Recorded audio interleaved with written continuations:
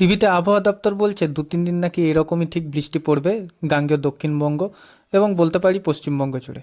তো বাইরে বৃষ্টির ওয়েদার, আর সকালবেলায় নিয়ে চলে এসেছিলাম বাজার থেকে চিকেন।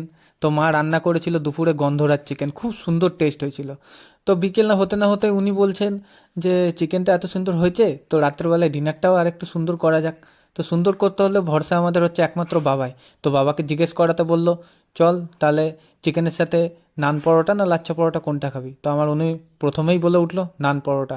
তো সেই নান পুরিরই এখন রেডি চলছে। বিকেলের কটা জিনিস দরকার ছিল বৃষ্টিতে ভিজে ভিজে আমি গিয়ে নিয়ে এসেছি। আর এই দেখো বাবা কত সুন্দর নান পরোটার ব্যাটারটা রেডি করে, আটা মাখাটা ময়দা মাখাটা রেডি করে কত সুন্দর প্যাকেটে মুড়ে রাখছে, যাতে গিয়ে নান পরোটাটা বেশ ভালো হয়। আর এই যে এবারে নান পরোটার রসগোল্লা তৈরির পালা। কত সুন্দর গোল গোল ডুমো ডুমো করে বাবা এই লেচিগুলো কেটে নিচ্ছে। আর এদিকে কড়াইতে তেল চেপে গেছে গরম হতে।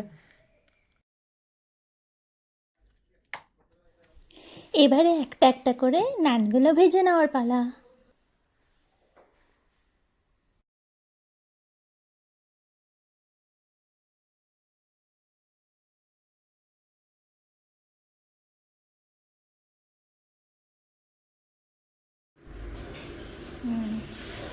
তো বন্ধুরা ট্যান বাইরে পড়ছে বৃষ্টি, আর ঘরে মায়ের হাতের গন্ধরাজ চিকেন আর বাবার হাতের ফ্লাপি ফ্লাপি নান পুরি।